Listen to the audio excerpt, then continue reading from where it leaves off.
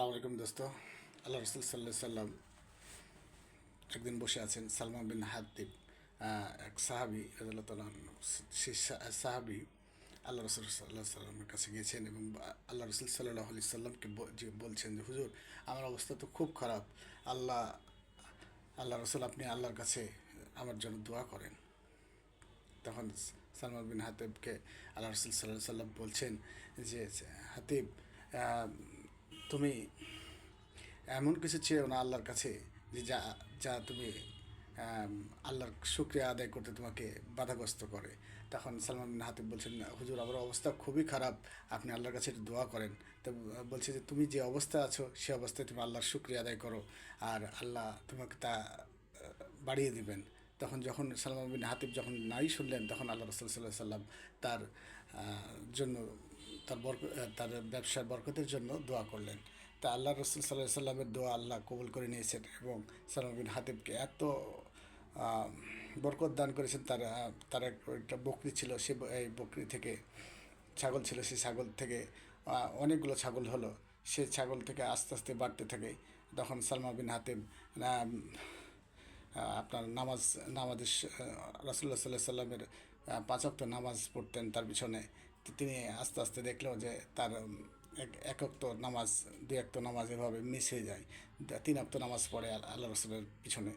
এভাবে যখন পড়তে থাকে, তার যে ময়দানে ছিল, যে মাঠে ছিল তার ছাগল, সে মাঠটাও কম পড়ে গেল তার ছাগলের জন্য। তখন সে পাহাড়ের দিকে চলে গেল। এভাবে প্রতিদিন তার চার অক্ত মিস হয়ে যেত। ৫ অক্ত নামাজ পড়তো, ৪ অক্তই মিস হয়ে যেত আল্লাহ রসুলের সঙ্গে নামাজ পড়া। সে এক অক্ত পড়তে পারতো। এভাবে চলতে থাকে। যখন সে পাহাড়ের কাছে গেল, সেই পাহাড় থেকেও তার ছাগলের ঝুন্ড এত বড় হয়ে গেল যে সেখানেও জায়গা কম পড়ে গেল। তখন সে মদিনা থেকে বের হয়ে গেল। তখন আল্লাহ রসুল সাল্লাহ সাল্লামের কাছে সে আর নামাজ পড়তে আসতো না, সপ্তাহে একদিন নামাজ পড়তে আসতো, শুক্রবার। এভাবেও আস্তে আস্তে যে কোনো শুক্রবার মিস চলে যেত। তা আল্লাহ রসুল সাল্লাহ সাল্লাম বলছে, সালমা বিন হাতিবের কী অবস্থা? সাহাবীদেরকে জিজ্ঞেস করছে। তখন সাহাবীরা বলছে, হুজুর, তিনি তো কোনো জুমায় আসেন, কোনো জুমায় আসেন না, এরকম অবস্থায় আছেন।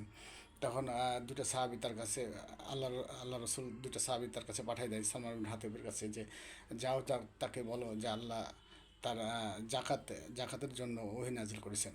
তখন দুজন সাহাবী যখন গেল, তখন সে দুজন সাহাবীকে বলল, তুমি দাও, আমি আমার কতটুকু আসছে সে জাকাত, সে হিসাব করে আমি আল্লাহ রসুলের কাছে যাব, যাই দিয়ে আসবো।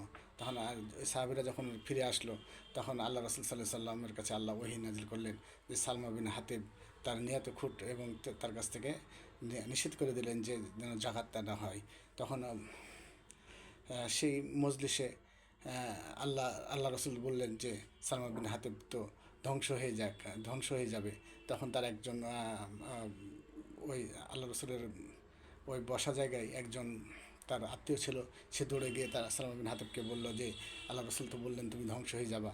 তখন সে সালমা বিন হাতিব কাঁদতে কাঁদতে চলে আসলো আল্লাহ রসুলের কাছে, এবং আল্লাহ রসুল যখন আল্লাহ রসুলকে বলল যে আল্লাহ রসুল সাল্লাহ সাল্লামকে বলল যে আমি তো দিব হুজুর, আপনি হিসাব করে আমাকে সম্পূর্ণ দিন। তখন আল্লাহ রসুল সাল্লাহ সাল্লাম বলল যে তোমার কাছ থেকে জাকাত নেওয়া হবে না, আল্লাহ নিষেধ করেছেন তোমার কাছ থেকে জাকাত নিতে। তখন সে কাঁদতে কাঁদতে বের হয়ে গেল। আল্লাহু আকবার, আল্লাহ আমাদেরকে ক্ষমা করুন। এবং জাকাত আমরা যারা দিতে পারি না, তারা যেন সমস্ত জাকাত দিতে পারি, সে হিসাব মতন যেন জাকাত দিই। আল্লাহ আমাদেরকে সে তৌফিক দান করুন। আল্লাহুম্মা আমিন।